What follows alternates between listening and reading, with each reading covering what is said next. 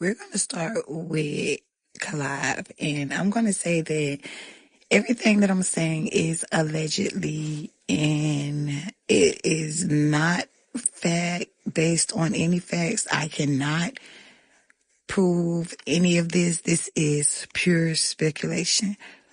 But we're going to start with Clive.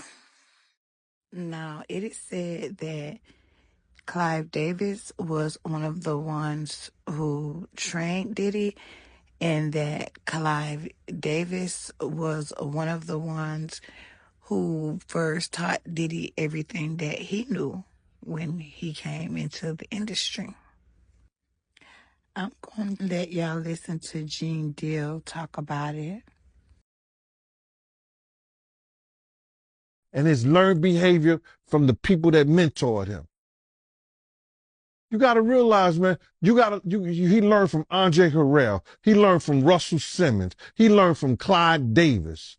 You understand? When those people are, are, are, are telling you that they were heavy into the drugs, they was heavy into beating women and doing things at that age, at that crazy stage, that's going to make him think that he could get away with the same thing that they was getting away with back then.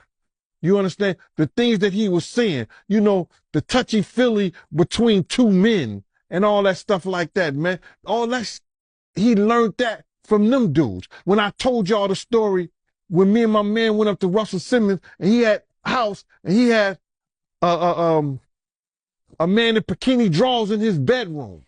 Now, it is In his also bed. rumored that they had a secret relationship back in the day, Clive and Diddy, and that Diddy was kind of like his sex slave. I don't know how true that is. Like I said, I can't prove none of this. All of this is speculation, but Clive did come out as bisexual, and I will let you listen to that clip. And I've always had total love and support and understanding that after my second marriage failed, because I had been 100% heterosexual up until that point, that I opened myself up after the failure of my second marriage, having read something about bisexuality. My story was different. I just found that I would open myself up to the possibility of a relationship based on the person and not on gender. And I did after seeing a man or a woman for about a 4 or 5 year period of time, interregnum, entered into a relationship with a man. And I just revealed that because that's what the facts were and are. And to the extent when I was aware, I immediately told my children. My children knew of that. My closest friends certainly all knew because we would take trips together. I would take 3 or 4 trips a year, 2 with family, 2 with friends. We would all do it together. Now, we all know my good sis Jaguar has been screaming from the mountaintops about Diddy and Jay-Z and a lot of other stuff that be going on in the industry. And don't get on here and call my girl crazy. Don't get on here and call her crazy. Cause maybe she is. Maybe she is a little crazy. But I guarantee you that most of y'all that get on here and try to discredit people like Jaguar Wright and Cat Williams and Dave Chappelle and all the others, I guarantee you, y'all wouldn't last a moment with the things that they went through that is going on in that industry. So let's not do that. Let's not call her crazy and be dismissive. But Jaguar had some things to say about Clive herself. And so I'm going to let y'all listen to that. Who's the worst celebrity like that you've been around is like the most full of sin? I know no sin is greater, but like just was like, damn, Clive Davis. Devil incarnate. Clive Davis. Janis Joplin. He blackmailed Betty Wright so she wouldn't tell anybody that he Janis Joplin. He killed Whitney Houston. Now, you may not agree with anything Jaguar says or, even think she's telling the truth, but it is mighty suspicious that Clive had a relationship with a lot of our greats. Janet, Michael, Prince, Janis Joplin, and they all died of a drug overdose. And not to mention, Michael and Prince, they were at war with the music industries when they died. And I don't know, I think Sonny ended up getting the rights to some of Prince and Michael music after they died. But I'm going to play you clips of both Prince and Michael and let them tell y'all in their own words. And I know a lot of y'all probably going to get on here and say, yeah, Whitney had a drug problem. Whitney had drug issues. I mean, I'm not going to deny that, but, made it easier for anybody, whoever, to make it look like a accidental overdose, right? Anyway, back to Michael and Prince. Ever since my third album, I wasn't really taking large advances from the recording companies. I was recording the albums myself in my own studio. So the way I looked at it, I owned the work because I paid for it. And I did all the work. I created it, so I felt like it should belong to me. That said, the companies felt otherwise. And they would always hold this contract up and say, well, you signed it. And I say, well, I understand that. It's not like I want to leave. I just want to, talk about this thing and see if we can't make it more fair. Of course, they wouldn't change, because if they changed, they wouldn't really exist. And that's kind of the situation we're in right today. They're not going to exist much longer. But it's not like we're against them or anything like that. The idea is that we find better ways of working with one another. It shouldn't be a situation where they own the album or the work. We're talking about intellectual copyright. If they're going to be indeed a delivery service, then that's fine. But even FedEx doesn't say that they own the thing that they ship, right? Because ultimately it keeps us apart, and it keeps the people in power in charge of us. So ultimately we're going to have to learn how to be together and become one people. We get some elders up in here and let's talk about all this. Distribution service. I mean, what do we really need record companies for? I mean, really. Being the artist that I am at Sony, I've generated several $1 billion for Sony, several billion, and they really thought that my mind is always on music and dancing, and it usually is, but they never thought that this performer, myself, would outthink them. Yeah!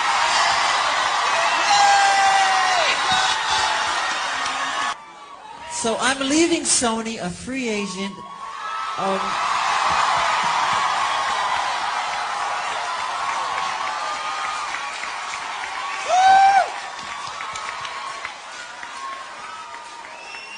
Owning half of Sony. So I own half of Sony's publishing, and I'm leaving them, and they're very angry at me because of it. But I just did good business, So the way they get revenge is to try and destroy my album.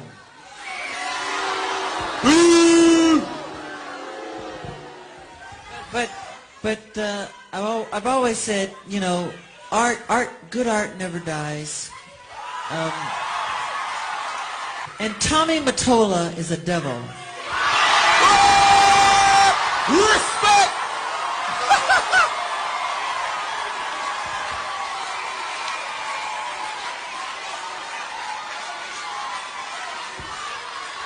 I'm not supposed to say what I'm going to say right now, but I have to let you in on a secret. Say it. Please don't videotape what I'm going to say, okay? Turn that off, please. No, what? I don't mind. Tape it. Oh!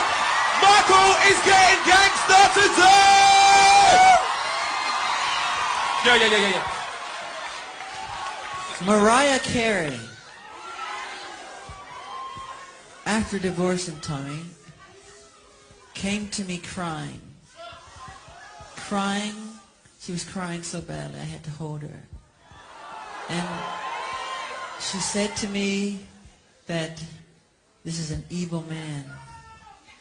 And Michael, this man follows me, she said. He taps her phones. And he's very, very evil, and she doesn't trust him. And he is a horrible human being. And we have to continue our drive until he's terminated. Oh! There you go!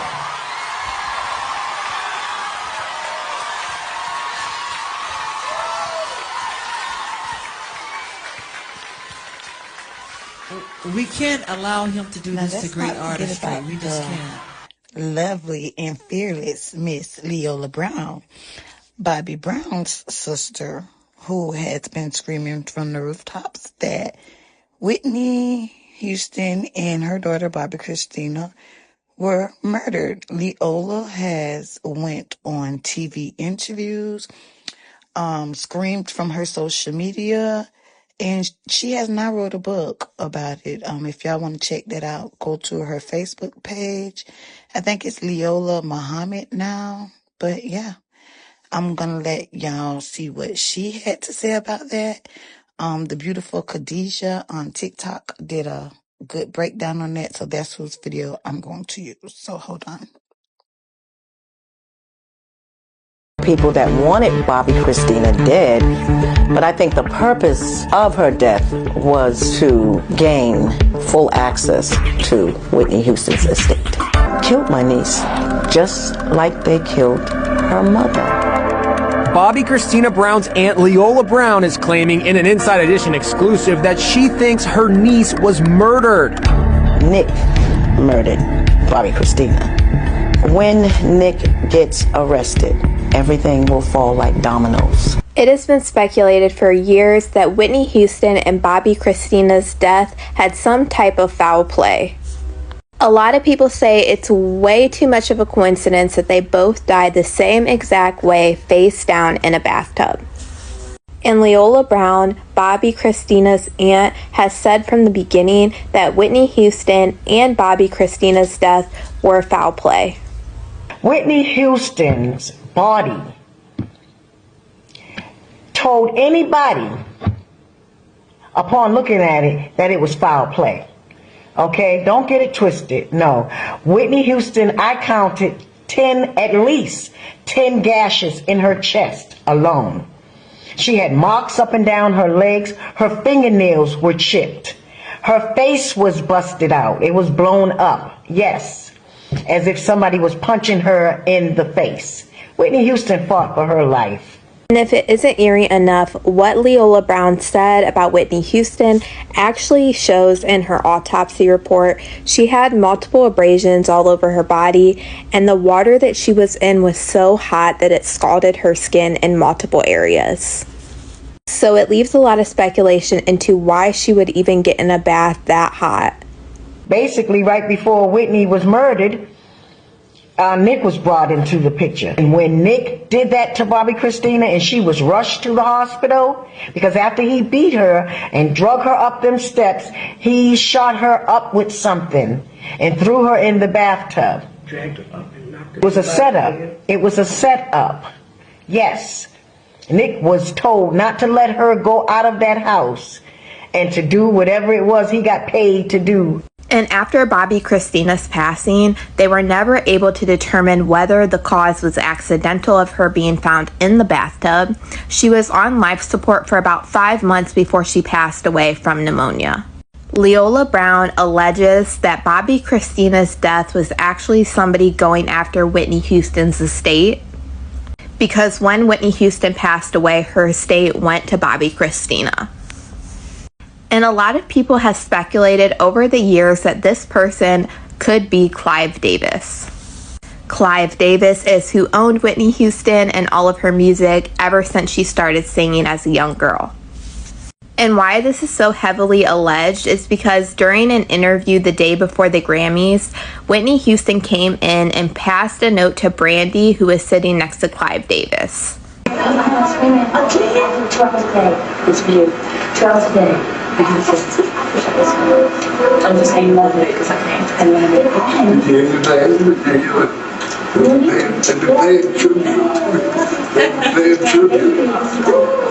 my dad. It's my dad. I'll see you later. I'll see you later. Mom, come see her. And the fact that Clive Davis, the night that Whitney Houston died, continued his pre-Grammy party knowing that she had just passed away upstairs. The beautiful, the gorgeous, the very talented Phyllis Hyman. Phyllis also had her own issues with Clive Davis. See, Phyllis was Clive's darling before he met Whitney Houston, but I will allow Phyllis to tell y'all about that.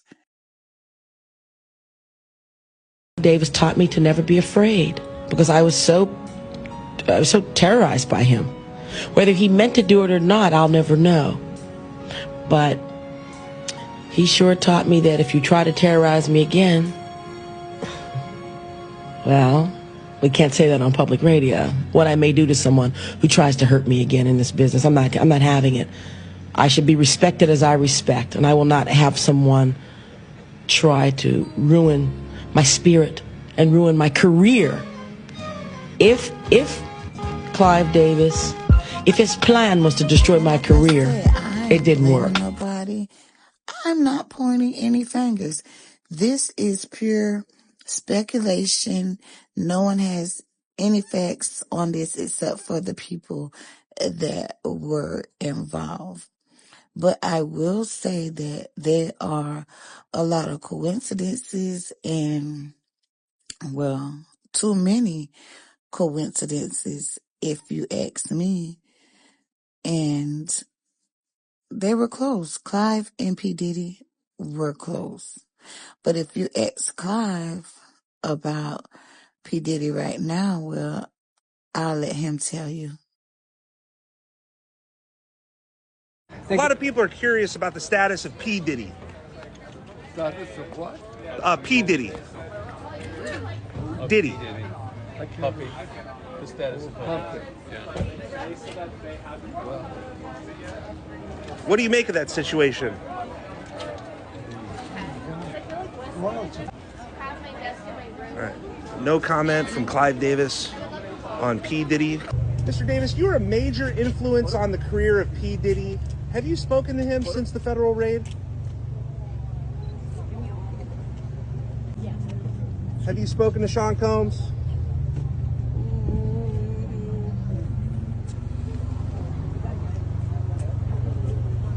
Any comment, Mr. Davis?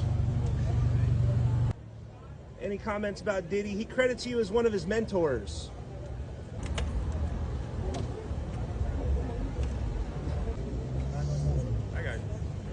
Y'all let me know what y'all think about Clive and P. Diddy in the comments.